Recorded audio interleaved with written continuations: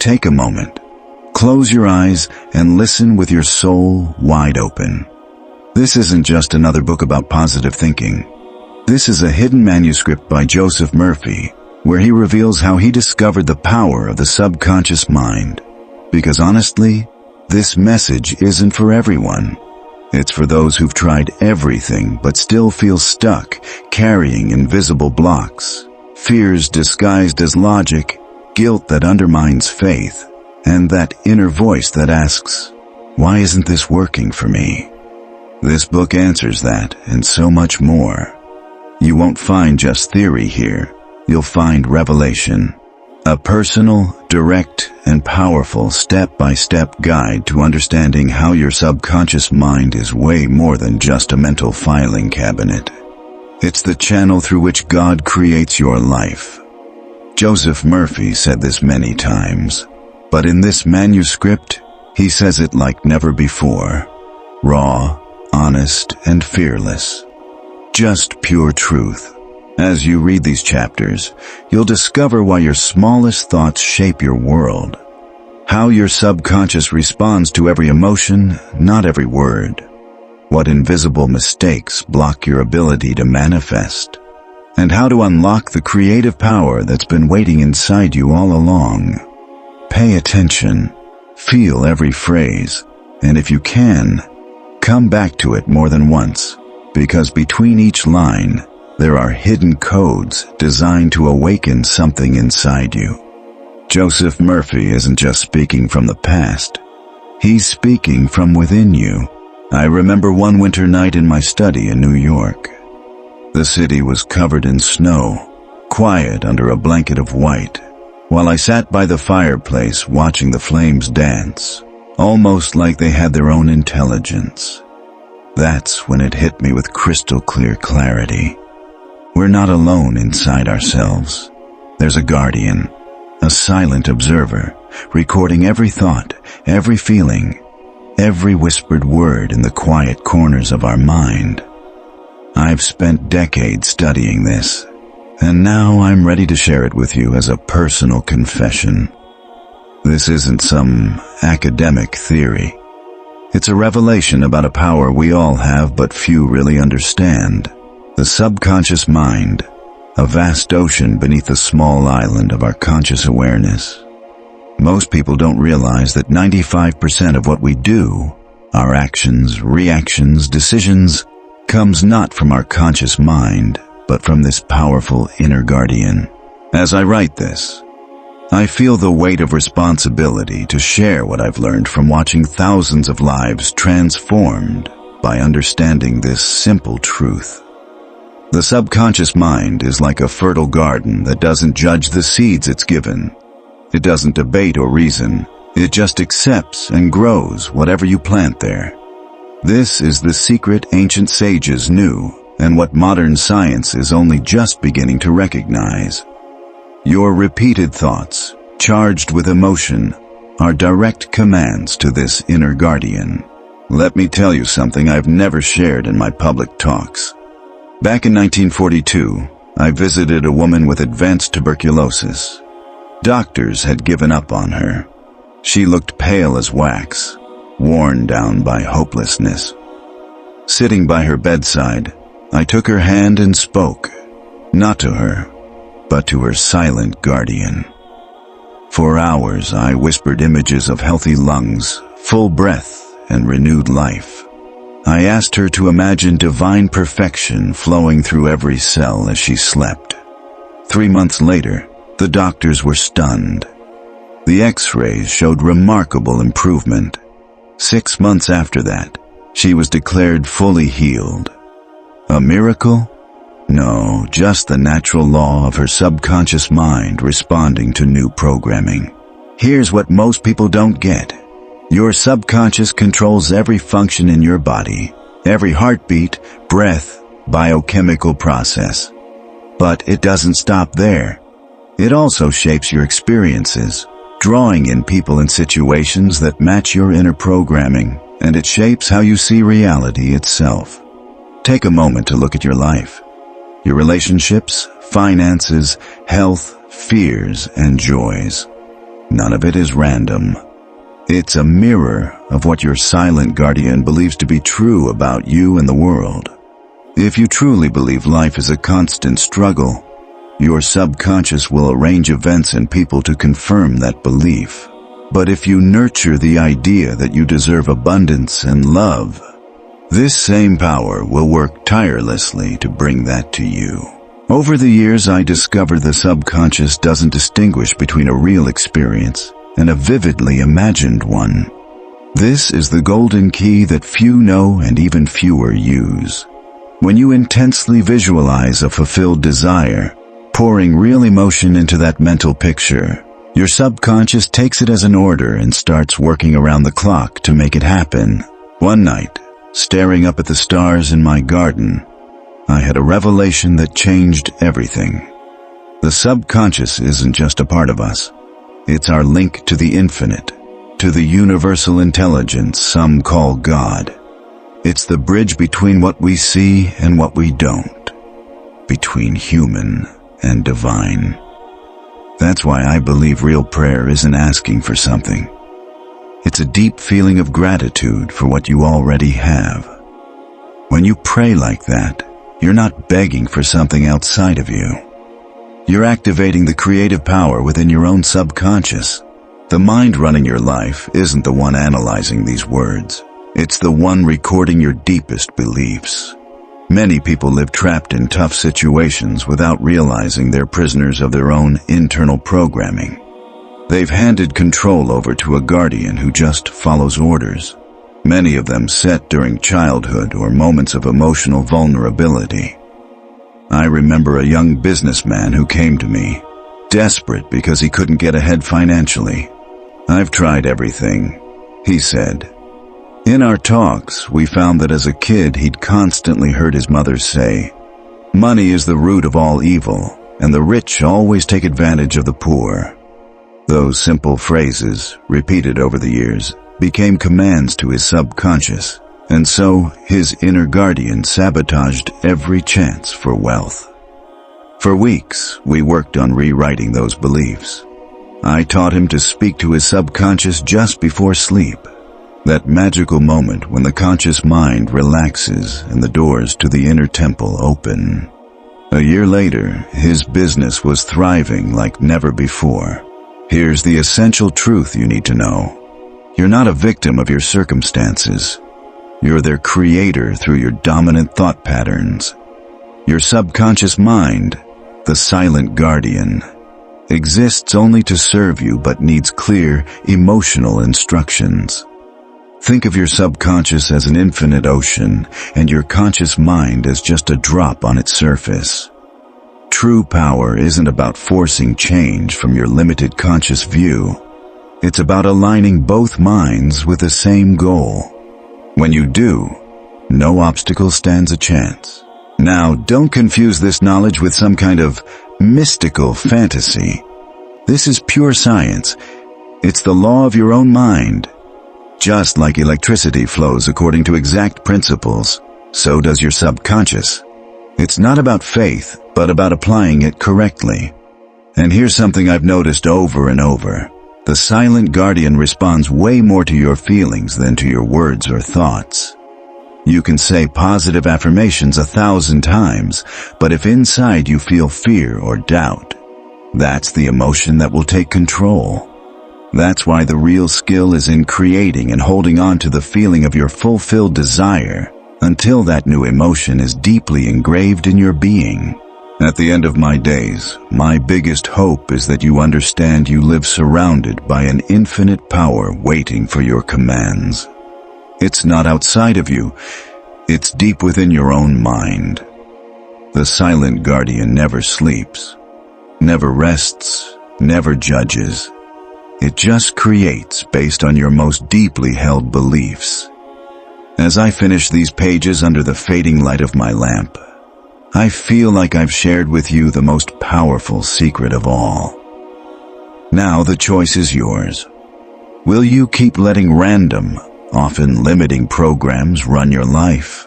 Or will you take control and become the conscious director of that inner guardian that can bring you perfect health, prosperity, and harmony? The answer is in your hands. Remember, the best time to reprogram your subconscious is just before you fall asleep. That's when your conscious mind relaxes and the guardian is most open to new instructions. And it's exactly on the art of talking to your mind as you rest, that nightly ritual of transformation, that I'll share more in the pages ahead.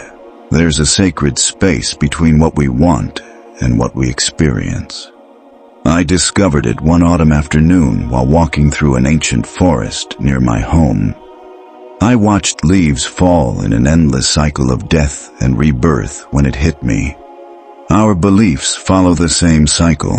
The old ones fall away, new ones take their place, and through that process, our whole life changes. The secret to change isn't found in philosophy books or scientific theories. It's in that sacred space between conscious and subconscious, where beliefs get stamped like seals on hot wax. For years I've watched this process with deep respect and amazement, because this is where the true secret of human transformation lives. What most people don't realize is that beliefs aren't just passing thoughts, they're living structures inside us. Every belief you hold about yourself, others, or the world has been etched into your subconscious over years of repetition, emotional experiences, or sudden moments of vulnerability. Your silent guardian, the subconscious, doesn't question these beliefs.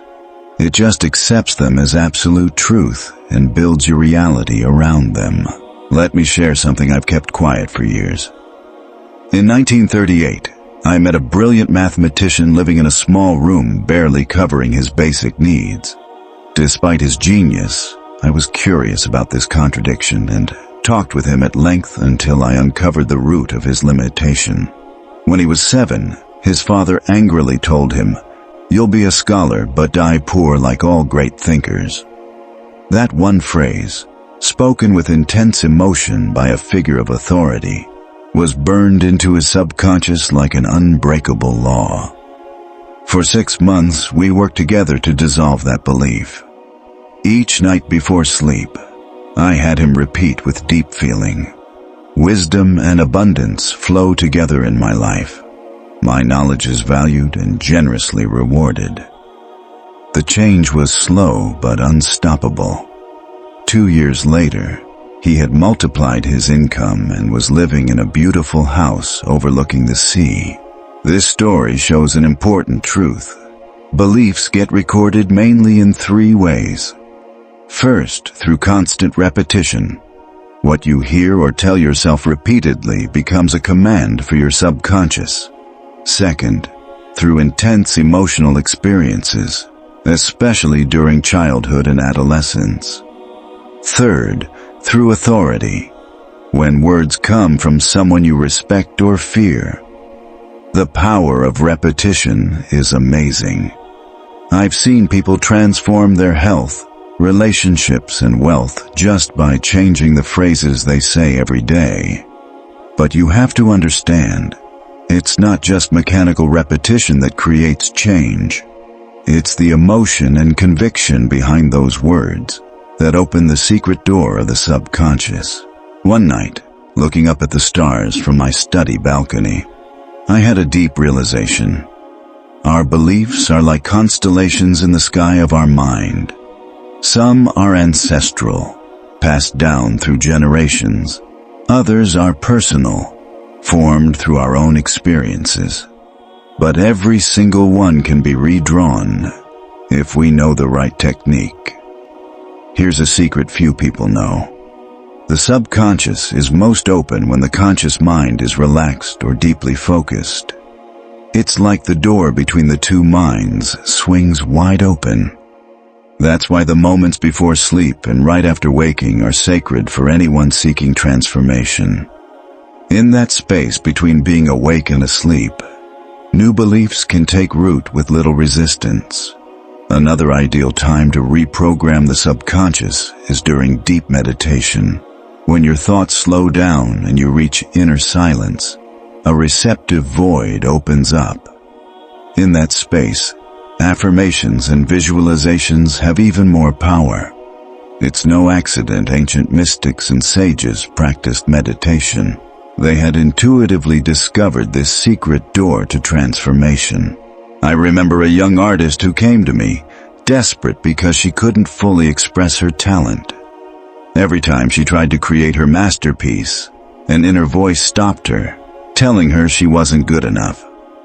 Looking into her past, we found that when she was 12, an art teacher had harshly criticized one of her pieces in front of the whole class. That moment of humiliation had created a limiting belief that, 15 years later, was still blocking her creativity. I taught her to enter deep relaxation twice a day.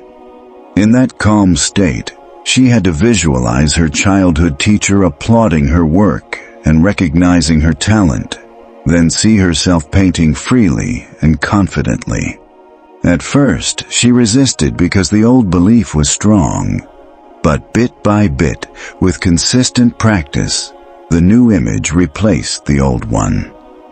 6 months later, she held her first successful exhibition. Here's a truth you need to really take to heart. Any belief, no matter how deeply ingrained, can be changed if you apply the right mental principles. The first step is to recognize the limiting beliefs that shape your life. Pay attention to your inner voice. What do you tell yourself about money, health, love, or your abilities? Those repeated thoughts are clues that reveal your core beliefs. One powerful method I've taught with great success is what I call having a conscious conversation with your subconscious. It means talking to your deeper mind like you would to a close friend or a trusting child, with no judgment, no frustration, just endless patience. When you uncover a limiting belief, don't fight it head on. That only gives it more power. Instead, gently introduce a new idea alongside it. For example, if you realize you believe money is hard to earn, don't waste energy denying that. Just start affirming with real feeling. I open myself to receiving abundance easily and joyfully. Repeat this new belief especially when you're relaxed and receptive, and over time the old belief will fade as the new one grows stronger. Another great approach is what I call reliving to rewrite. This means mentally going back to the moments when your limiting beliefs formed and imagining them with a different, more positive outcome. Your subconscious can't really tell the difference between a real memory and a vivid, emotional visualization. Use this to rewrite your past and change your present. I've noticed something amazing. When someone successfully changes a core belief, not only does their inner experience shift, but the outside world seems to respond as if following an unseen command. Situations change, new opportunities show up, people behave differently. It's like the universe itself is confirming your new belief. This isn't vague mysticism. It's the exact way mental laws work. Your subconscious is connected to the universal mind, that vast ocean of intelligence behind everything. When you rewrite a belief deep inside, you send out waves of change that ripple through everything you experience. One key thing many don't realize is that changing beliefs isn't just a mental process. It has to be felt deeply. Emotion is the language your subconscious understands best. So when you work on reprogramming a belief, you have to really feel it as if it's already true. Feel gratitude in advance, joy for what you're creating. These are the golden keys that unlock the door. As I wrap up these thoughts, I want to leave you with a guiding truth that shaped my life and work with thousands. You're not stuck with your current beliefs. The secret door is always there, waiting for you to learn how to open it. The locks are your old thought patterns, but the keys are in your hands. The power to rewrite your deepest beliefs is your birthright. It's the gift of constant renewal. As I write these words by the soft light of my study, I feel grateful to have discovered these principles and shared them with so many eager for change. Now I hand you this key, knowing that if you use it with consistency and faith, you'll open doors you didn't even know existed. Tonight, as you drift off to sleep, remember, you're about to enter the sacred temple of your subconscious. Bring seeds of new beliefs, watered with the feelings of faith and expectation. Beyond that secret door lies a world of unlimited possibilities where your thoughts come alive.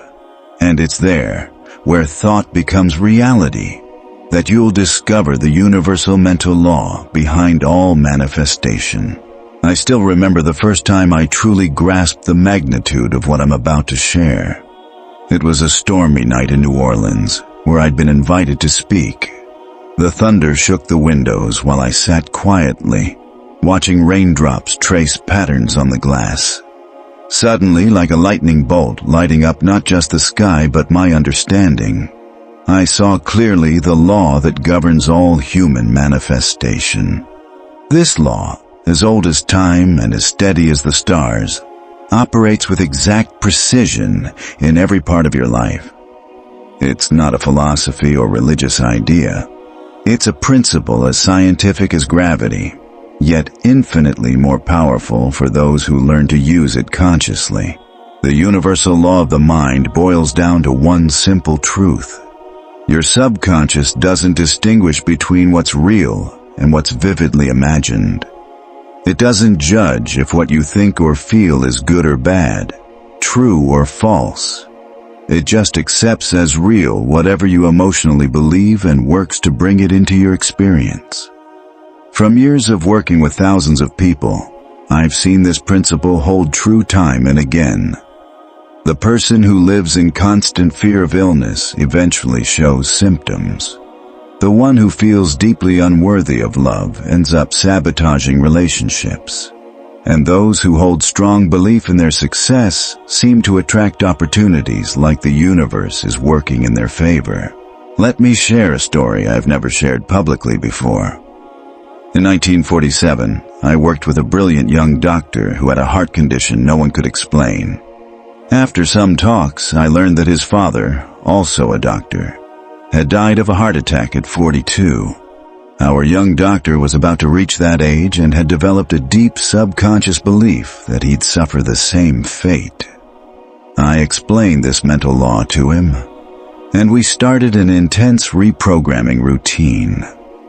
Every night before sleep, he visualized his heart as perfectly healthy and beating strong. More importantly, he cultivated the feeling of absolute certainty in his long, healthy life. 6 months later, all symptoms were gone.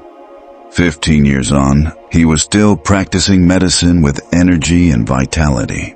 What this doctor and many others have discovered is that faith isn't some abstract or religious idea. It's a real, creative force.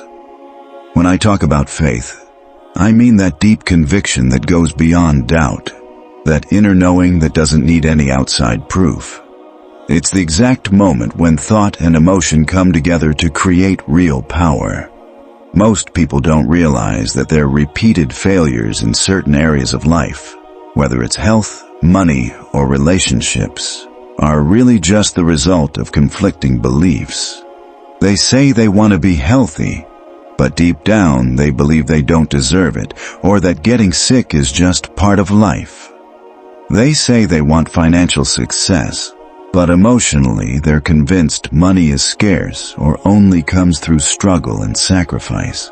This kind of contradiction is like giving mixed signals to a loyal assistant. Your subconscious, that silent guardian, gets confused by the mixed messages. And when your conscious desires clash with your subconscious beliefs, the subconscious always wins. One breakthrough that changed my life, and that I'm sharing here with you, is that emotion is the key factor in this process.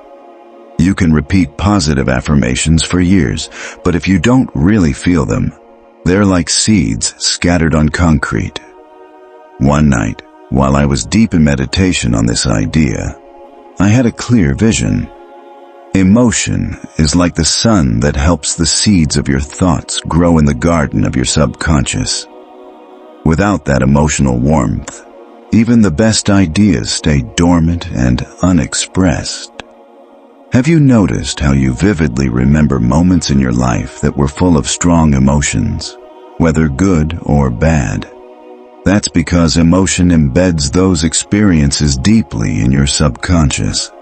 In the same way, when you attach genuine emotion to a thought or mental image, your subconscious treats it like a top priority to act on. Let me share an exercise I've taught privately to some of my most advanced students. I call it the emotional bath. It means taking a specific idea or goal and completely immersing it in the matching emotion, like bathing an object in liquid gold. If you want perfect health, it's not enough to just say it or think about it. You've got to feel the vitality flowing through every cell of your body. If you want prosperity, you have to generate feelings of abundance and gratitude, as if you're already living it. One entrepreneur who used this method told me she spent 30 minutes every morning for weeks, feeling deep gratitude for the growth of her business, visualizing new clients and important deals, and really experiencing the joy as if it was already happening.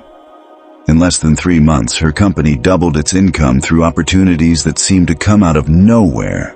What's fascinating about this universal law of the mind is that it works on both conscious and unconscious levels. Many people bring negative situations into their lives without realizing these come from their constant fears and worries. Every time you obsess over something, you're actually using this law backwards, using the emotion of fear to create exactly what you don't want. An executive who came to me stressed over ongoing financial problems didn't realize he spent hours each day picturing failure and disaster. He was using his imagination and strong fear to bring those problems into reality. When he learned to shift that same emotional energy toward visions of success and abundance, his situation began to change in ways that seemed miraculous. This law works with such exactness that I think of it as divine mathematics. There are no exceptions or favorites. It doesn't matter your education, your religion, or your current situation. The universal mind responds perfectly to your emotional belief. Here's an important point most people miss. This law responds less to what you want and more to what you believe about yourself. That difference is huge. Many people try to change their life circumstances without changing how they see themselves. But the truth is, your circumstances always reflect your subconscious identity. For example, someone might say they want to be wealthy. But if deep down they see themselves as a person who always struggles financially, that identity will override their surface desires. To really change your financial life, you first have to change your self-image into someone who naturally attracts and creates abundance. After years of careful observation, I've noticed that those who experience deep transformation are the ones who learn to emotionally live their fulfilled desires in advance. They don't just picture their goals. They feel what it would be like to already have them, generating the feelings that come with success. This is the heart of the scientific prayer I teach. We don't ask for what we don't have. We give thanks for what already exists in potential and that we're attracting through mental and emotional faith. One night, while looking up at the stars from my garden, I realized another important part of this law that I rarely mention. There's a perfect timing for every manifestation. Sometimes what we want doesn't show up right away, because other parts of our life need to line up first. The subconscious, in its deep wisdom and connection to universal intelligence, knows exactly when to bring each desire into reality. Our job is to keep unshakable faith, trusting that what's planted in the subconscious will, by its own nature, manifest at the right time. I've seen people lose patience and give up just before their goals were about to come through. Like a farmer digging up seeds every day to check if they've sprouted, they interrupt the natural process with doubt and anxiety. Patience combined with unwavering faith is a key part of this law. Finally, I want to share what might be the deepest secret of all. Your relationship with the universal mind is deeply personal. You're not separate from this infinite intelligence. You're an individual expression of it. Your subconscious is the point where you connect with this all-knowing wisdom. When you understand this unity, you stop feeling alone in your efforts. You're no longer struggling to create what you want through your limited personal power. Instead, you align yourself with an infinite force working through you, expressing itself as perfect health, unlimited abundance, and harmonious relationships. There's a sacred moment each day when the veil between worlds grows almost transparent. A time when the conscious mind lets down its guard, and the doors to your inner temple swing wide open. I first discovered this one night many years ago while watching the shift between wakefulness and sleep in an ancient abbey in England during a series of lectures. In that mystical space where ordinary reality fades and we slip into sleep, there's a unique chance to rewrite the code of our existence. It's a secret so powerful and yet so simple that it's been hiding in plain sight for thousands of years, shared quietly among initiates and spiritual masters. Nocturnal reprogramming. The art of consciously planting your desires in the fertile soil of the subconscious just before sleep is maybe the most powerful technique I've found in decades of studying the human mind. And now, in the quiet of these pages, I want to share its deepest secrets with you. First, you need to understand the special nature of that state between being awake and falling asleep. The ancients called it the hypnagogic state, the brief moment when the conscious mind, with all its doubts and defenses, starts to fade and the subconscious rises with full openness. In this state, suggestions take on multiplied power because they find fertile ground without the usual barriers of critical thinking. Over the years, I've noticed that people who master this skill experience transformations that seem almost miraculous to those unaware of how the mind works. What you plant in these twilight moments grows during deep sleep and slowly shows up in your daily life. Let me tell you about Richard, a brilliant architect who was crippled by a terrifying fear of public speaking that threatened his career. Every time he had to present to clients or colleagues, he would have panic attacks so severe he ended up in the hospital several times. Conventional treatments hadn't worked. I taught him the nocturnal reprogramming method. Each night in that space between wakefulness and sleep, he vividly pictured himself confidently and eloquently presenting his projects. I told him not just to see these scenes, but to really feel the emotions, security, excitement, connection with his audience. I even had him imagine the applause and congratulations to complete the sensory experience. 3 weeks later, he gave an important presentation without a panic attack for the first time as an adult. 2 months after that, he won an award for Best Presentation at an international architecture conference. His transformation wasn't gradual. It was almost instant, like flipping a hidden switch deep in his mind. The key idea is that during sleep, your subconscious processes and locks in what it took in just before you drifted off. It's no accident that the oldest spiritual traditions encouraged prayers or meditation before bed. Our ancestors intuitively understood this special gateway to inner power. Today, there's a clear method to get the most out of this technique, a protocol refined over decades of practice. As I share it with you, I ask that you approach it with respect for its powerful potential. First, prepare your mind and body. About an hour before bed, start winding down. Turn off bright lights, stay away from screens, and if you can, spend a few minutes doing deep breathing or light meditation.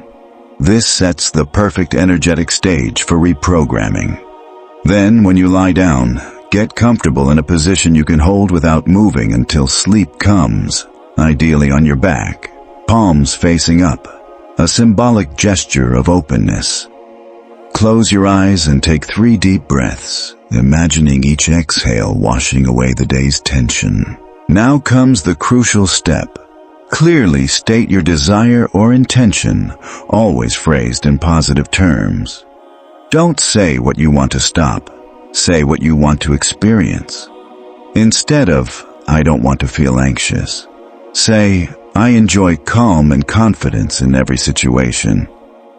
Once you have your intention, build a vivid mental scene where you're already living it.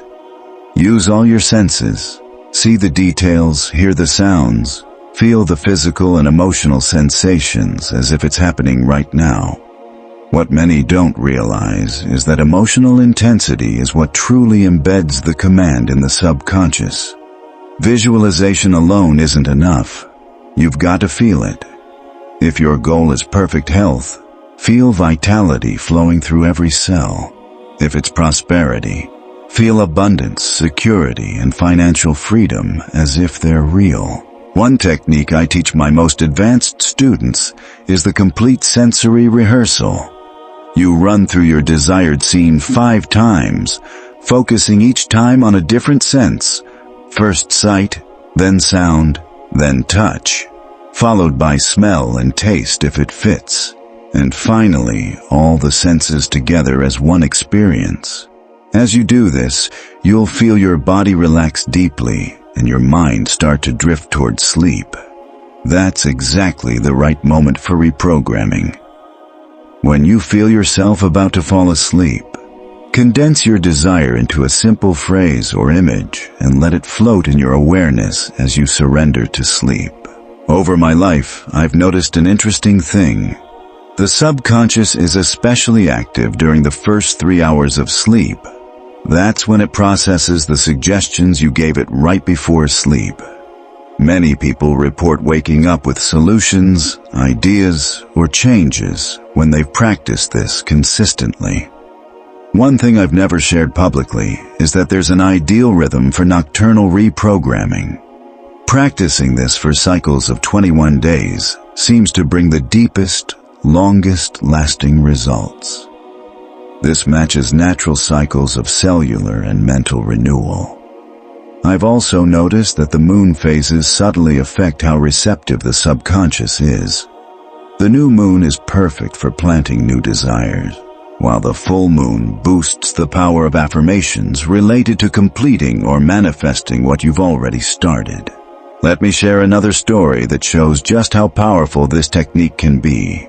Maria, a woman in her middle years, suffered from a chronic skin condition that no medical treatment had been able to fix.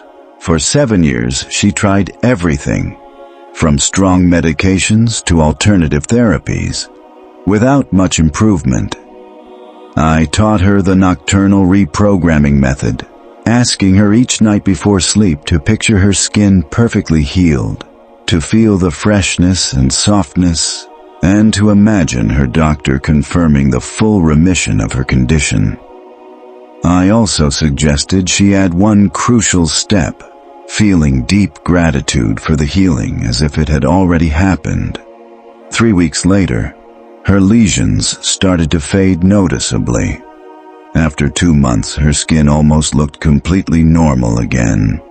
Her dermatologist was amazed and called it a spontaneous remission.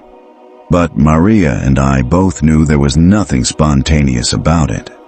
What Maria and many others have found is that there's a natural healing wisdom inside us, accessible mainly through the subconscious. When you consistently program images of health and perfection before sleep, you activate this inner intelligence, which begins to realign your body and energy toward the ideal you've pictured. There's another part of nocturnal reprogramming that few people know about, the guardian of the threshold technique. This means setting a conscious intention right before sleep for your subconscious to filter out and reject any negative suggestions you might have picked up during the day. Picture a golden light dissolving all limiting programming while strengthening your new positive beliefs. Over the years, I've also noticed that combining nocturnal reprogramming with the first hour after waking completes a powerful cycle of transformation.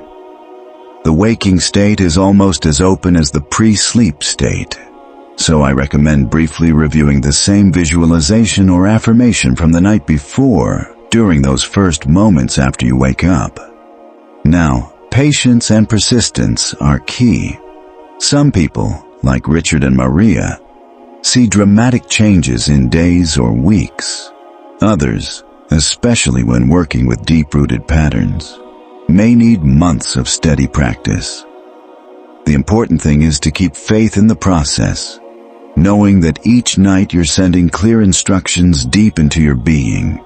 One last thing I want to share is what I call sanctuary preparation. Your bedroom, and especially your bed, are the physical spaces where you do this sacred work of reprogramming. Make them places of peace, free from conflict and negative energy. Some of my students even create small personal rituals that signal to their subconscious just how important this moment is. As I finish these thoughts on nocturnal reprogramming, I feel like I've handed you one of the most powerful keys to personal transformation. This knowledge, once only shared in secret among initiates, is now in your hands. Use it wisely and consistently, always remembering that the true temple of transformation lives within you. As night falls over my study and my pen grows heavy, I want to leave you with this final idea. Every sunset is a little symbolic death, a letting go of the conscious state. And every morning is a rebirth. In this endless cycle lies the constant chance to renew yourself. What you plant in the garden of your mind before sleep grows as you rest and blooms when you wake. Night after night, you rewrite the story of your life from the deepest part of your being. But remember, words alone don't have power. It's words filled with feeling that create your reality. In the subconscious realm, emotion is the language that opens all doors. And it's exactly this emotional language, the art of creating powerful affirmations that move the deepest parts of you, that I'll explore more in the pages ahead. There are words that act like keys opening invisible doors inside us. I learned this on a cold night in Boston when an elderly scholar told me he had healed his terminal cancer just by repeating certain phrases. At first, as a young religious scientist, I was skeptical, but his calm gaze showed he'd touched a deep truth. Words, he said, are seeds we plant in the fertile soil of our subconscious mind. And in that moment, I realized I had stumbled on one of humanity's oldest secrets. For years, I watched how my patients and students transformed their lives by using specific verbal formulas. What amazed me wasn't the simplicity of the words, but the invisible shift happening deep inside them. Words spoken with conviction, I now understand, are the most powerful tool we have to rewrite the story of our lives. The subconscious is like a deep lake that takes in everything we throw into its waters. It doesn't distinguish between what's real or imagined, true or false. It simply absorbs and then brings it into being. When I understood this, I began teaching that every habitual thought, every word repeated with feeling, becomes a mold shaping our future experience. I remember Elizabeth, a woman in her middle years who came to me with a chronic illness no doctor had been able to heal. During our sessions, I noticed her inner language was full of harsh phrases. I'll never heal. I'm doomed to this disease. My body is betraying me. I taught her these weren't just observations, but direct orders to her subconscious, like sending commands to an obedient servant who could only carry them out. I suggested an experiment. Replace her negative affirmations with positive statements. But not just any statements. I explained that she needed to phrase them in the present tense with genuine feeling, and repeat them during those sacred moments when the mind is most open, right after waking and just before sleep. My body regenerates perfectly when I wake and before I sleep. Now divine health flows through every cell of my being. I accept complete healing as my natural state. 6 weeks later, Elizabeth came back transformed. Medical tests showed an unexplained improvement. The doctor called it spontaneous remission, but she and I both knew the truth. She had reprogrammed her subconscious mind with new instructions. What I've learned over time is that effective affirmation isn't just mechanical repetition. It's an alignment between word, emotion, and belief. That's why many people fail at it. They repeat empty phrases without the emotional spark that activates the deepest parts of the mind. Each affirmation must be felt as if it's already real. The subconscious doesn't respond to hope or wishful thinking. It responds to absolute conviction.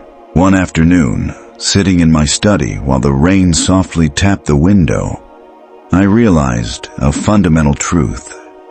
The most powerful affirmations are the ones that call forth the divine presence within us. When we say, "The infinite intelligence that created my body now restores it to perfection," we're tapping into a power beyond our conscious limits. This isn't magic, it's spiritual science. The formula I found most effective is surprisingly simple. Start with, "I am grateful because," followed by the desired state, spoken as if it already exists. Anticipatory gratitude is the master key that unlocks manifestation. When you say, "I am grateful because I now enjoy perfect health," you create a full emotional circuit that your subconscious hears as a direct command. The amazing thing is how these words, spoken with faith and feeling, begin to change not just our perception but the very fabric of reality. I've seen fortunes built, relationships healed, and illnesses vanish using this principle. And in every case, it all started with the right words, spoken the right way, at the right time. Ancient Egyptians understood this when they spoke of the creative power of Tod, the god of the word. The Hebrews expressed it when they said, "Death and life are in the power of the tongue." Mystics from every tradition have taught that naming something with power is the first step toward making it real. One of my students, a university professor and skeptic, decided to try this method to resolve a family conflict that had weighed on him for years. For 21 nights before bed, he repeated with feeling, "Divine harmony now flows through all my family relationships. Where there was conflict, there is now understanding and love." On the 22nd day, he got a call from his brother, whom he hadn't spoken to in 10 years. That was the start of a reconciliation he thought impossible. The subconscious mind is literal. It doesn't understand metaphors or subtle hints. That's why affirmations must be clear, precise, and positive. Never say, "I don't want to be poor," because your subconscious only registers the image of poverty and works to bring it about. Instead, say, "Divine abundance flows to me now from infinite sources." This is the difference between speaking the language of the problem and speaking the language of the solution. When I teach this, people often ask, "How long do I have to repeat my affirmations before I see results?" My answer is always the same: until the affirmation becomes your inner truth. At that point, you're no longer affirming something in the future. You're declaring a present reality your subconscious has fully accepted. And that's when the miracle of manifestation begins. Words are the bridge between the visible and invisible, between what's possible and what's real. Every conscious affirmation sends an instruction deep into your being and brings back a manifested experience. This is the sacred science the ancients knew, but modern life has mostly forgotten in its search for external fixes. But here's something even deeper I found through my research. The most powerful affirmations resonate with the ultimate truth of who we are. When we say, "I am one with the infinite power of the universe," we're not creating something new. We're recognizing an eternal truth that's been hidden by our limited view.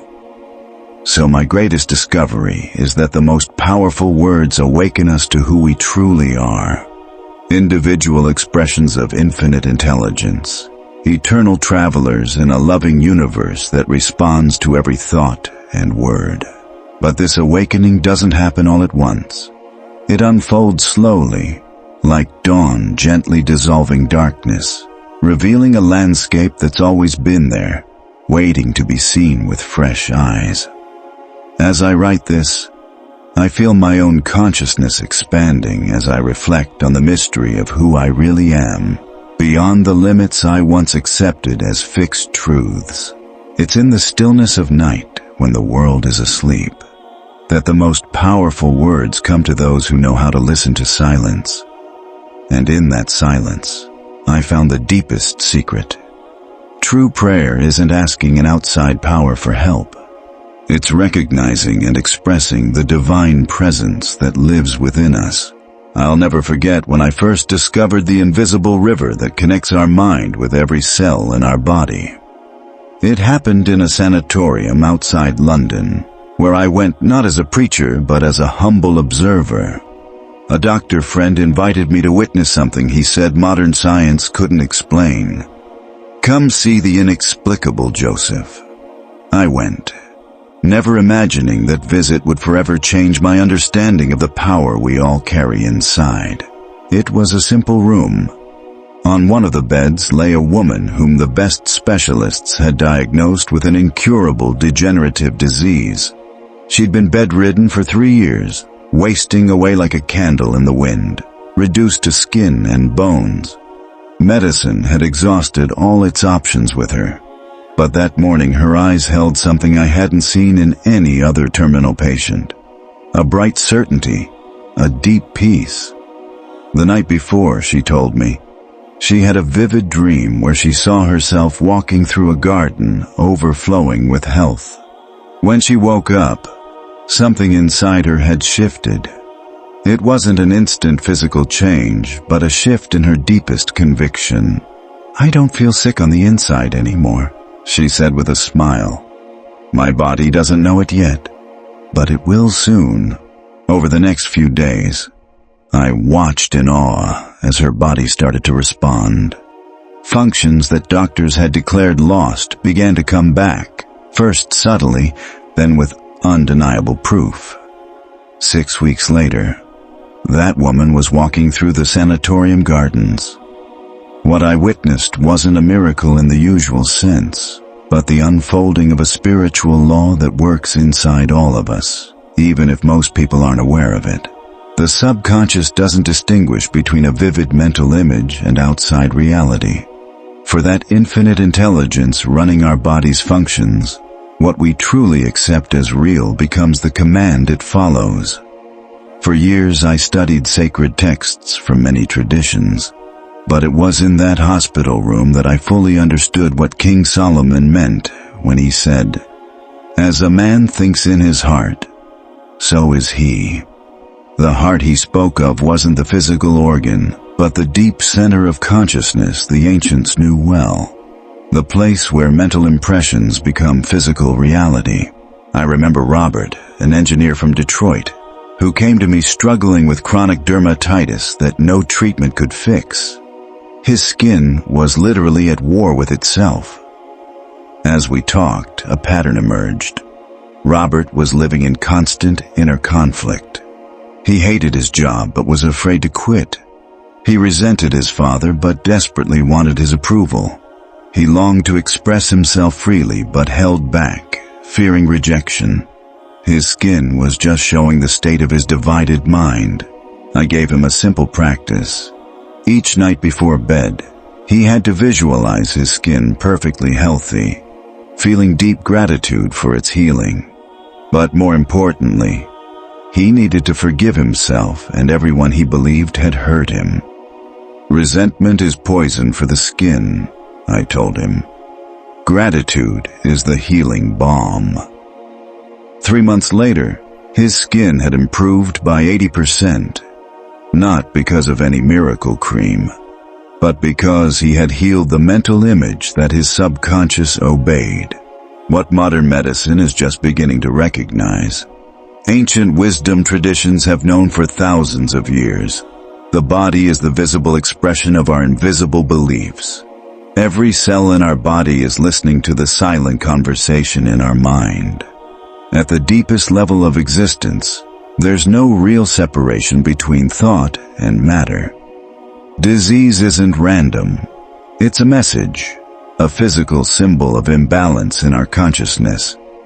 When someone develops cancer after years of holding on to toxic resentment, it's no coincidence. When joints become inflamed in someone who feels rigid and trapped, it's not chance. The body simply reflects what the mind has been rehearsing. My own awakening to this truth came during months when I suffered unbearable headaches that no doctor could explain. I didn't realize it at the time, but those pains reflected my resistance to new spiritual ideas trying to enter my awareness. I was literally resisting changing my mind. When I finally surrendered and accepted the expansion of my spiritual understanding, the headaches vanished like mist before the sun. I write these words not from academic pride, but from the humility of someone who's seen too many impossibilities turn into reality to keep doubting. I've seen tumors disappear when the patient's inner conviction shifted. I've watched devastated immune systems regenerate when people found a new reason to live. I've confirmed how the power of deep belief can change blood chemistry in minutes. The most freeing truth we can understand is this: we're not victims of our bodies. We're their constant creators. Every thought we hold with feeling sends chemical messengers throughout our body. Prolonged fear weakens the immune system. Deep trust strengthens it. Modern science has a fancy name for this: neuropsychoimmunology. But the dynamic is as old as humanity itself. Healing power needs no special talent, just understanding how the mental laws work and a willingness to apply them consistently. It's not magic or superstition. It's as natural as a seed growing when it gets enough water and light. The subconscious mind is like a garden where any seed we plant regularly will grow, whether it's a seed of health or disease. The most amazing thing about this process is how simple it is. We don't need years of training. We just need to learn to speak to our subconscious in the language it understands. The language of vivid emotional impression, steady mental images, and felt conviction. When a sick person truly feels health before it shows up physically, they are activating the same power that grows a whole forest from a tiny seed. Where does this power live? Not somewhere mystical or far away, but in the quiet of our own deep mind, in that ocean of intelligence that connects us to the source of all life. People often ask if there are limits to this healing power. My answer is always the same. The only limits are the ones we set with our beliefs. But I've noticed one thing for sure. The deepest healing happens when we stop desperately chasing it with our ego, and instead allow it through surrender and acceptance. It's a beautiful paradox. When we stop fighting illness and simply open ourselves to the perfection already present at a deeper level, we make room for miracles to happen. True healing isn't so much doing as it is allowing. As I write these words, I know some will dismiss them as the fantasies of a preacher. I don't mind. I've seen too much to doubt. I've held the hands of people who rose from their deathbeds when they found something to live for. I've heard stories from those who rewrote their medical destinies against all odds. And I know with the kind of certainty only direct experience can bring that within each of us lies a healing power beyond anything conventional medicine imagines possible. Maybe the most incredible thing I've discovered is that this power grows stronger when we enter that sacred space between wakefulness and sleep. In those twilight moments when the conscious mind begins to relax and the subconscious gates open, we can plant the most powerful seeds of healing. It's as if, on that threshold, the voice of the infinite becomes clearer, whispering the secrets of a perfection that's always been there, just waiting to be recognized. I still remember the look of the man sitting in the back row at my lecture in Chicago. His eyes showed a mix of hope and despair as I talked about the laws of the mind. When I finished, he came up to me hesitantly. "Reverend Murphy," he said, his voice breaking. "I followed every formula for financial success. I work 18 hours a day, read business books, go to seminars. But prosperity slips through my fingers like water." In his words, I recognized a dilemma that's troubled thousands before him. The belief that wealth is something outside ourselves we have to chase, when really it's a condition that comes from within. I invited him for coffee at a small cafe nearby. Snow was falling softly against the steamed-up windows as I asked him about his childhood. His memories came up like pieces of a shattered mirror.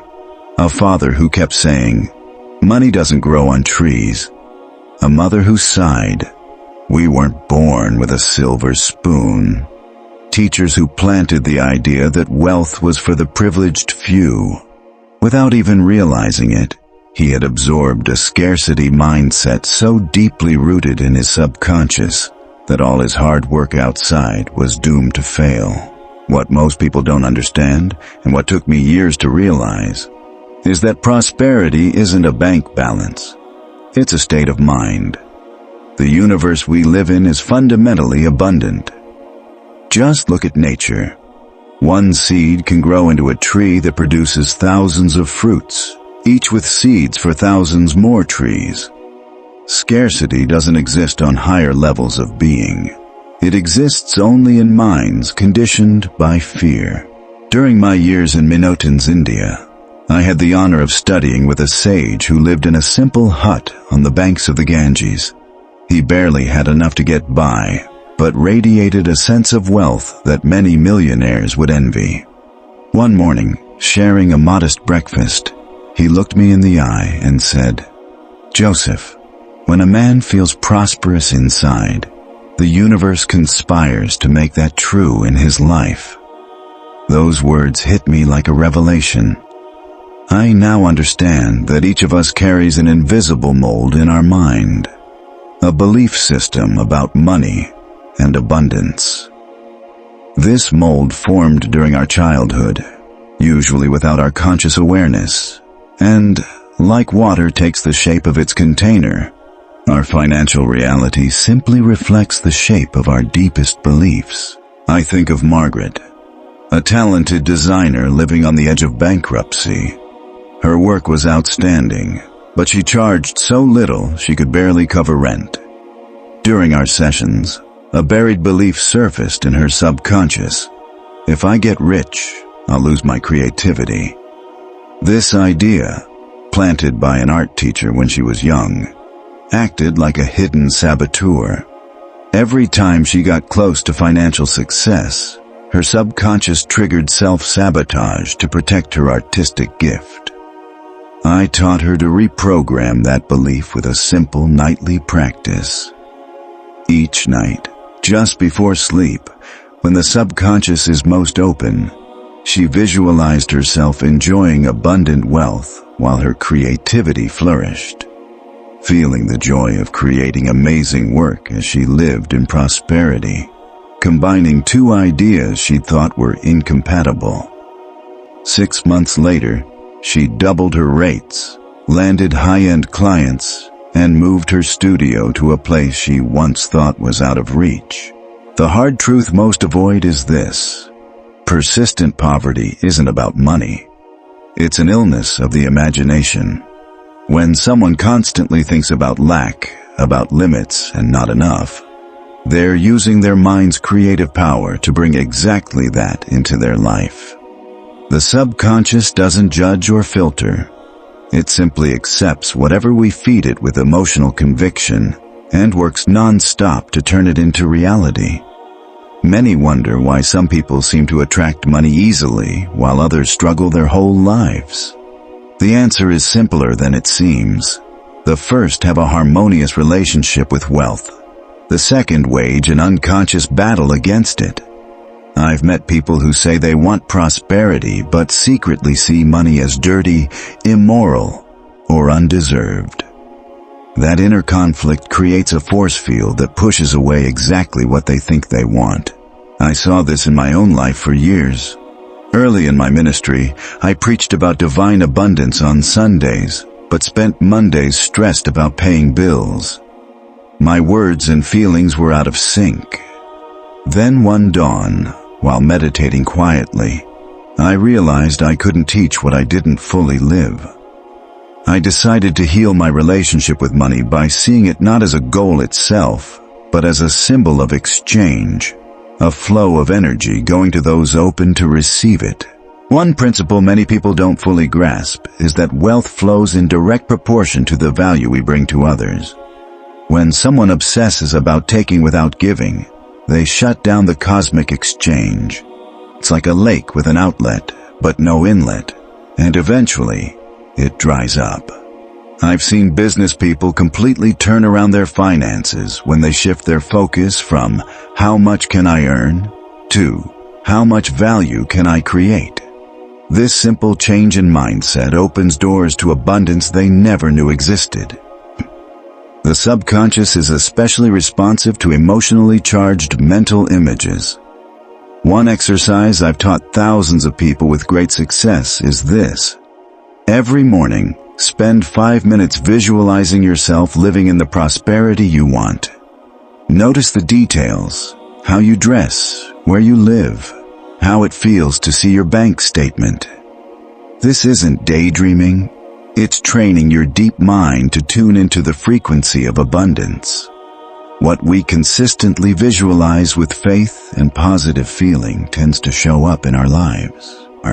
There's another piece many prosperity teachers leave out.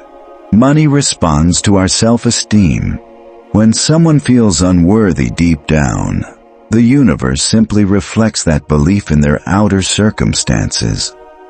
I've known talented, hardworking people who stay stuck in financial mediocrity because, on a deep level, they don't feel deserving of more.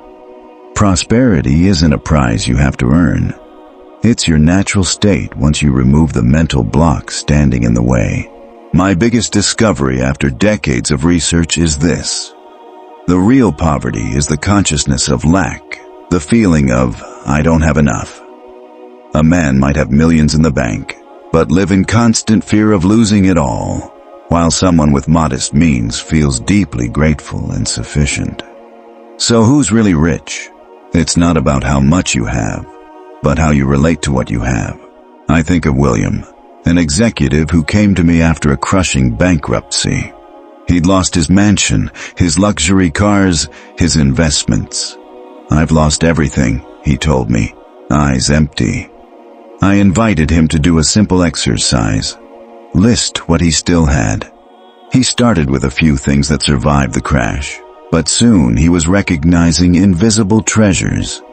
His health, his intelligence, his relationships, his skills, his experience. By the end, a light was shining in his eyes.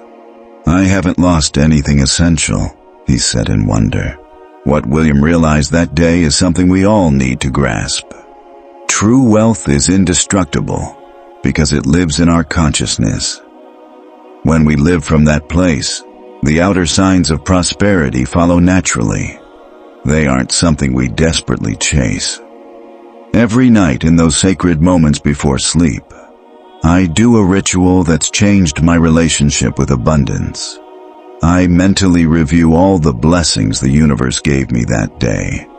This simple practice triggers a powerful spiritual law. What we give thanks for multiplies. Conscious gratitude is the gateway to prosperity that goes far beyond just money. It's recognizing we're already incredibly rich in the ways that really count. As you prepare for the next chapter of your life, remember this.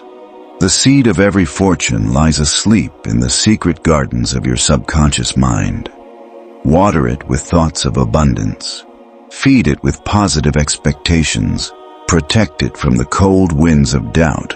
And watch the miracle that's bound to bloom. But the real miracle isn't the money that comes your way. It's the inner transformation you'll experience when you realize the source of all wealth has always been inside you, waiting to be found in the silence of your heart, where the treasure no thief can steal or storm destroy resides. The mystery of human love has fascinated me since my early days as a young minister, watching couples come to me for guidance. I clearly remember Elizabeth and Thomas, who showed up on a rainy autumn afternoon. Married 8 years, they looked like the perfect couple. Educated, good-looking, successful. But when they sat down, the air between them felt heavy with a sadness so thick you could almost touch it. "We love each other," Elizabeth said, voice shaking. "But it's like there's an invisible glass wall between us. The harder we try to connect, the more alone we feel." What they were experiencing, and what millions of people experience, isn't a failure of love, but the effect of subconscious patterns running under the surface like invisible, powerful currents. During my studies in India, I began to grasp the real nature of human love. An elderly sage I spent months with said something that changed everything for me. "Joseph, we don't see people as they are.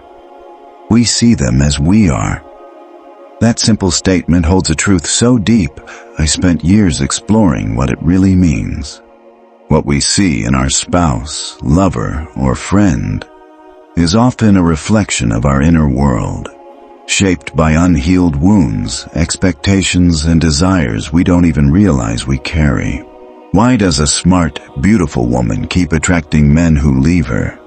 Why does a kind, honest man keep ending up with partners who betray him? The answer lies in what I call the invisible script, the subconscious program we all carry from childhood that quietly controls the course of our closest relationships.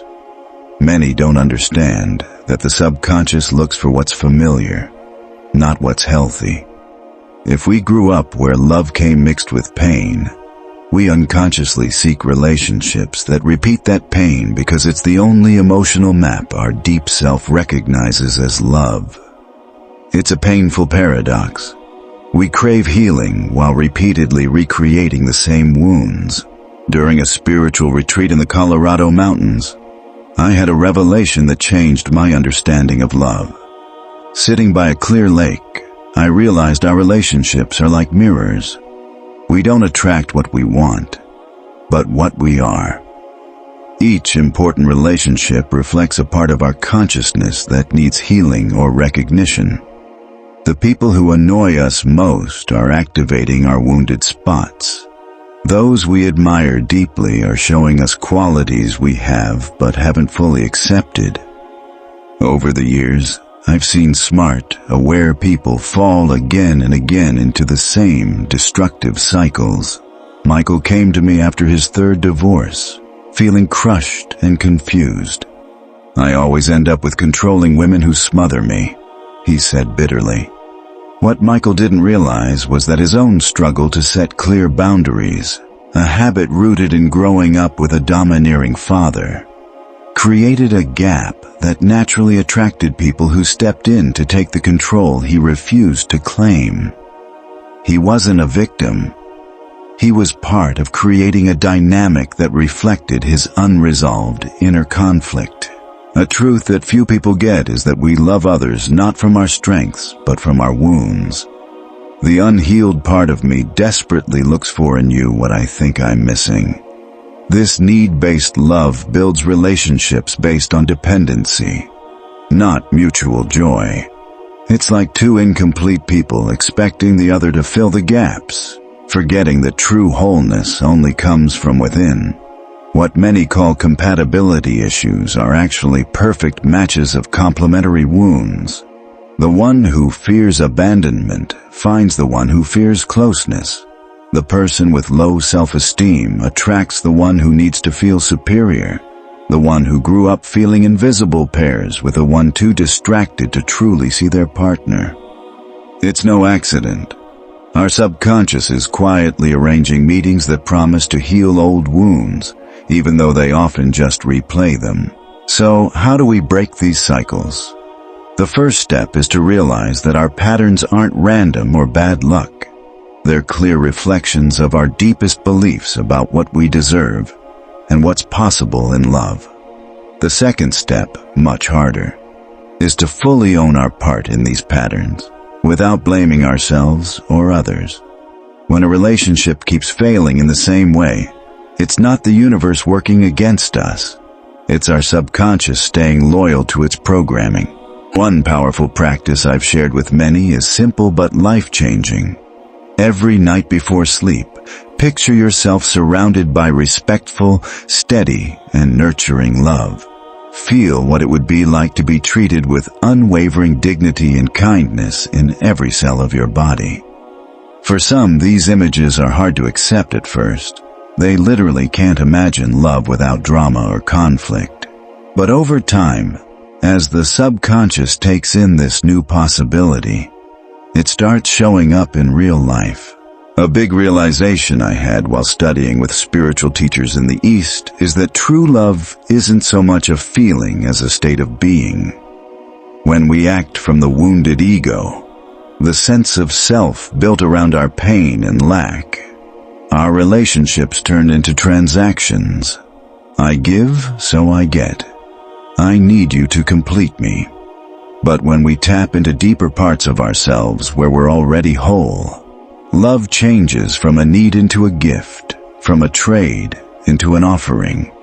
The subconscious can be our worst saboteur or our greatest ally in this. Each time we respond with awareness instead of reacting from old habits, we create new neural pathways, new possibilities. Each time we see our partner as they truly are, instead of through our distorted expectations, we free both the relationship and ourselves. The practice I've found most transformative is what I call loving from abundance. Before every important interaction, ask yourself, am I coming to this person from my fullness or from my emptiness? Am I trying to get something, or am I already overflowing with who I am? This simple mindset shift can totally change the energy of our relationships. Many people ask if soulmates are real or just a romantic idea. My answer often surprises them. Everyone who crosses our path is, in a way, a soulmate, because they perfectly reflect our state of mind at that time. There's no wrong person. Every relationship is perfect in showing us exactly what we need to see about ourselves. As we raise our vibration, healing old wounds, letting go of grudges, growing self-compassion, people who match that new frequency come into our lives as if drawn by an invisible force. It's not magic, it's the law of the subconscious playing out in human connections. As I write this in the quiet of my study, with evening light coming through the window, I feel deeply that true love begins in those sacred moments when we dare to face our shadows with kindness, when we choose healing over blame, and when we realize that the most important relationship we'll ever have is the one with the invisible parts of our own soul. Because in that silence, true love is waiting to be found, not as something we have to search for in someone else, but as the essence of who we already are. I've always believed that most of our intelligence lies hidden beneath the surface of consciousness, like an iceberg showing just its tip while hiding its real power deep below. I remember one early morning in Dublin when, as a young student, I woke up suddenly with a strong feeling. I had to see my mother right away. There was no message or call, I just knew. That morning I dropped my schoolwork and went to her, finding her very sick. Doctors later said my visit was providential. Coincidence? After decades studying the mind, I know it was much more than that. That experience planted a seed of knowledge in me that has grown over the years. The subconscious isn't just a storage of memories or a system running automatic body functions. It's a receiver and transmitter of intelligence that goes beyond our physical and time limits. It's always communicating with us, though we rarely notice. While traveling in India, I met an elderly yogi living simply by the Ganges. Over a modest breakfast, he told me, "Intuition isn't a sixth sense. It's the first sense, and the other 5 are just its physical extensions." This changed how I see things. What we call intuition is really our subconscious mind talking directly to the universal intelligence that flows through everything. Our conscious mind, with its endless noise and obsession with analysis, often drowns out intuition's subtle voice. It's like trying to hear a whisper in a noisy room. But when we quiet the noise inside, we start to hear messages that were always there, waiting to be noticed. I've noticed that intuition shows up differently for different people. For some, it comes as a physical feeling, a warmth in the chest, a tightening in the stomach, or a sudden release of tension. For others, it shows up as quick mental images loaded with meaning. Many experience it as an inner voice so clear and distinct, it almost feels external. And for some, it's just a sudden knowing. No words, no pictures, just an undeniable awareness. The biggest mistake we make is trying to overthink these signals, putting them through the filter of logic before letting them speak for themselves. Intuition comes from a deeper place than reason. It taps into information beyond what our physical senses pick up or what our conscious mind can handle. I remember a businessman who came to me about what looked like a perfect investment. The numbers made sense, the forecasts were solid, and all the experts agreed it was a good move. Yet something inside him kept nagging at him in a way he couldn't explain logically. When I asked, "What does your body tell you when you think about this investment?" he said, "It's weird. I feel like something is pulling me back, almost physically." I told him to trust that feeling, even though everything else said otherwise. 6 months later, he called me, grateful. The company had collapsed because of things no one could have predicted. What he experienced wasn't luck or superstition. His subconscious picked up on subtle clues his conscious mind missed. Small inconsistencies in presentations, body language that didn't match words, behavior that just felt off. All of that was instantly processed by his subconscious and turned into that gut feeling that made him pull away. Intuition isn't mystical or supernatural. It's a natural, powerful function of our superconscious mind, that part of our awareness beyond the ego that connects us to universal wisdom. It's part of being human, as natural as breathing. But in a world obsessed with science and logic, we've pretty much ignored this basic part of our intelligence. One thing many overlook is how intuition relates to time. The superconscious mind isn't limited by our usual sense of time. It can access information about future events, not by predicting the future like a crystal ball, but by seeing patterns and possibilities unfolding right now. It's like a skilled gardener who can look at a seed and picture the plant it will become. I've met plenty of people who've had vivid premonitions of accidents, illnesses, or crises before they happened. These experiences can be confusing or unsettling. I explained that these aren't supernatural powers, but reflections of the space-time continuum our superconscious mind can tap into when the ego's walls come down a bit. Sometimes intuition shows up in dreams, the night messengers that reveal truths our waking mind isn't ready to face. I've kept a dream journal for decades, jotting down every fragment I remember each morning. This simple habit has uncovered amazing patterns and offered priceless guidance when I needed it most. Dreams are the subconscious speaking its native language, full of symbols, metaphors, and raw emotion. People often ask, how do I tell real intuition from wishful thinking or fear? It's a crucial question because not every gut feeling deserves our trust. I've found 3 helpful signs. True intuition usually comes with calm, even if the message is tough. It keeps showing up until you pay attention, and it doesn't carry the anxious, obsessive energy that fear or greed create.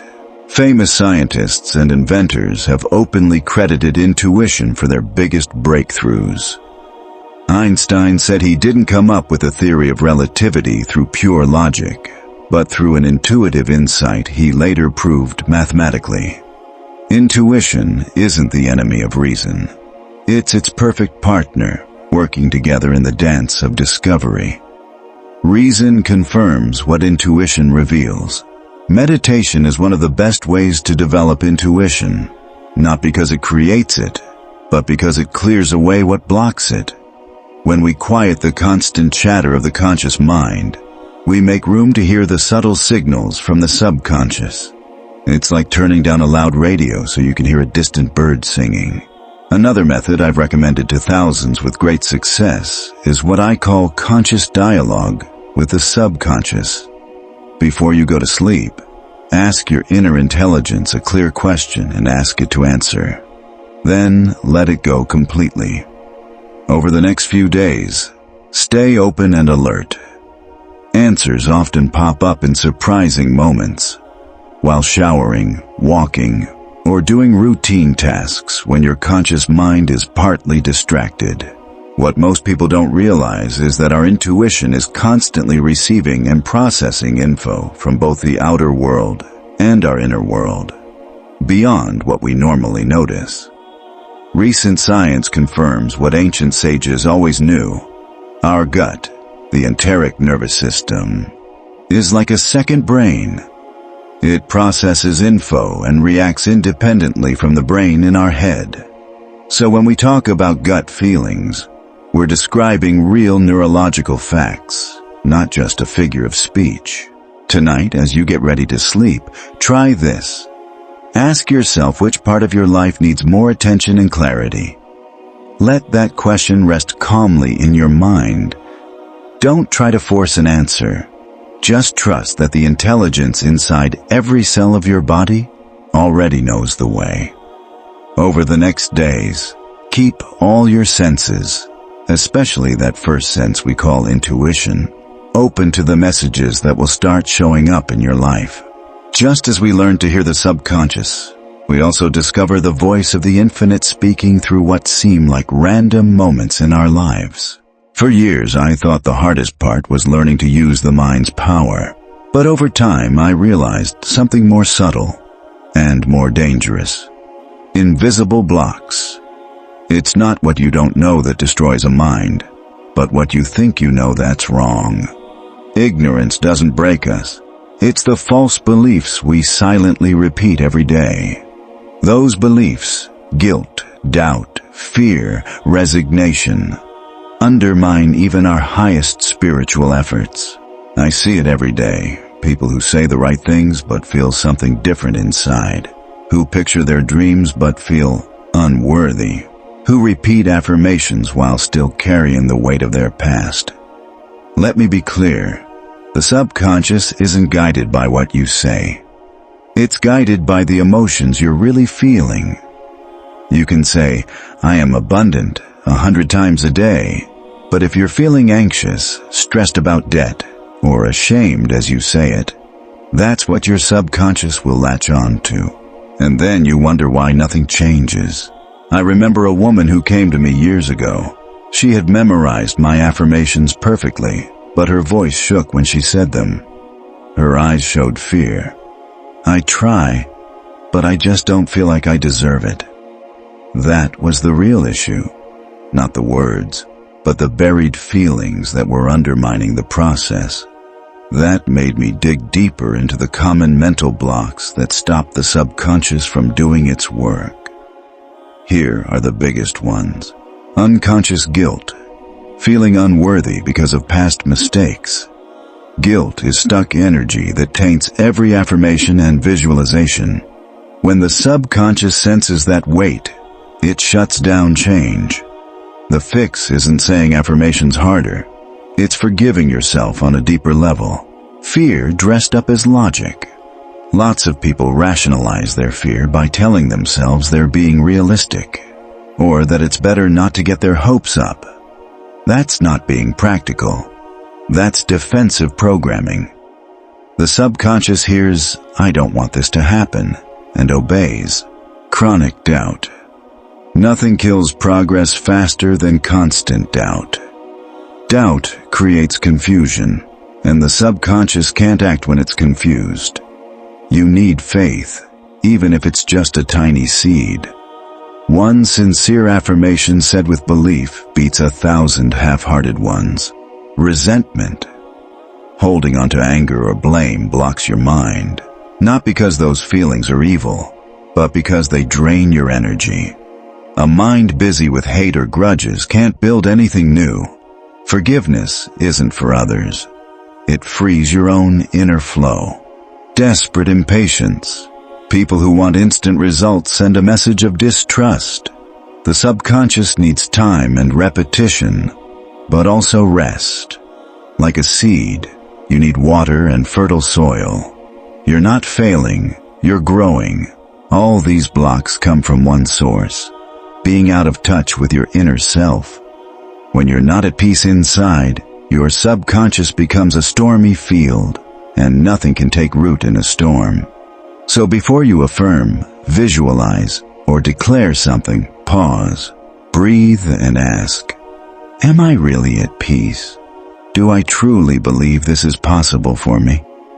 If the answer is no, don't push it.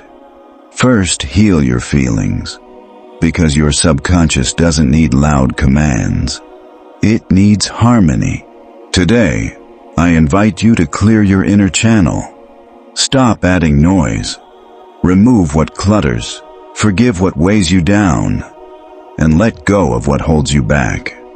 Only then, with calm emotion, repeat your truth. Because one affirmation spoken with love can move mountains inside you. The subconscious is fertile ground, but before you plant anything, clear the soil. That's the secret almost nobody talks about. And maybe that's why you're here. Now you know. And in the next chapter, I'll explain why positive thoughts alone aren't enough. You have to connect with the divine, and that's where real power starts. Sometimes people ask me if the subconscious is just part of the mind, a kind of automatic machine that runs habits and beliefs silently in the background. I tell them, no, the subconscious isn't just mind. It's God's whisper inside you. It took me years to understand this. At first, I thought reprogramming thoughts, swapping negatives for positives, repeating affirmations and visualizing would be enough. And yes, that helps. But there's something deeper you can't control. Only remember, your subconscious is the bridge between you and the divine. I'm not talking about religion, no dogma, temples, or names. I mean that quiet place inside where your soul talks to its source. A place beyond words, but full of knowing. I remember a quiet afternoon by the California coast, watching waves flow in and out as if guided by an unseen force. Inside me, I felt the same rhythm. My breath, my thoughts, my feelings moving like waves powered by something greater. At that moment, I realized my subconscious wasn't just serving me. It was connected to an infinite source. Some call it God. Others call it universal energy. Others simply call it love. Have you ever wondered where those deep gut feelings come from? The voice that says, don't go there, or trust, even if it doesn't make sense. That's not luck or logic. It's the divine speaking quietly through your subconscious. That's why I always say, don't fight your mind.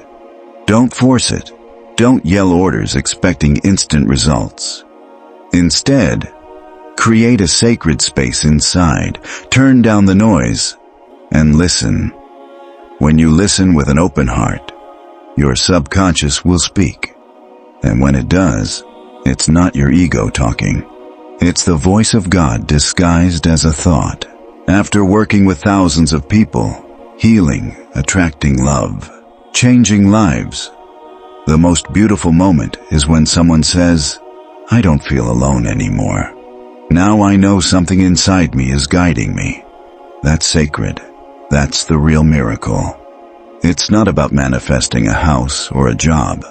It's about knowing your life has direction, and that direction comes from within. Your subconscious isn't a tool. It's a presence that walks with you. It never sleeps, remembers even what you forget, holds your childhood, your dreams, your prayers.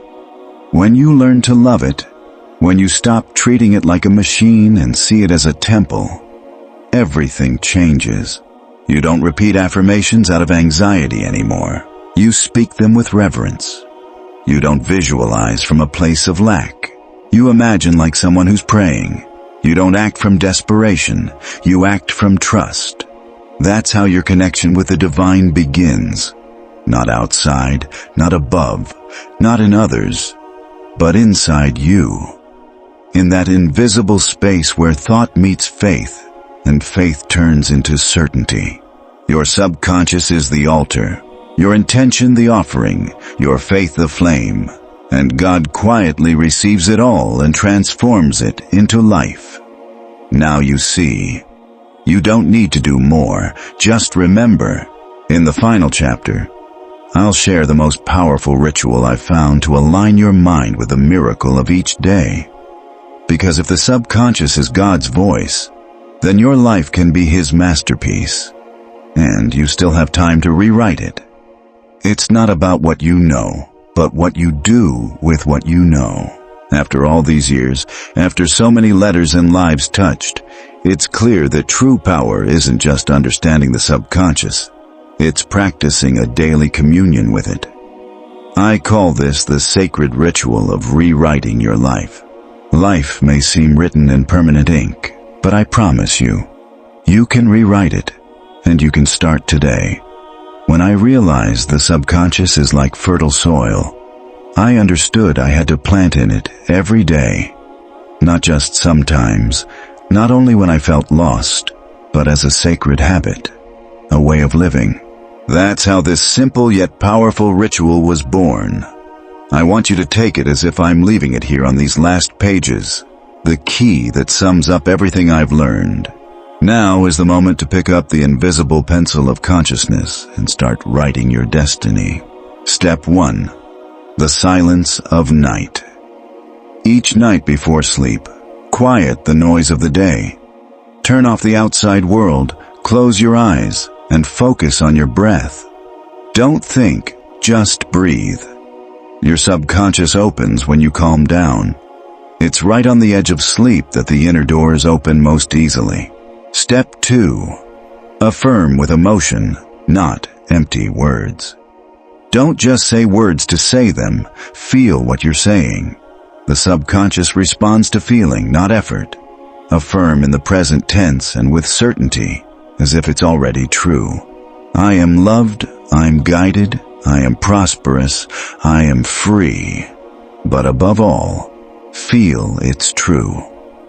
It doesn't matter if your rational mind says, that's not real. Logic doesn't create your reality. Emotion does. Step 3.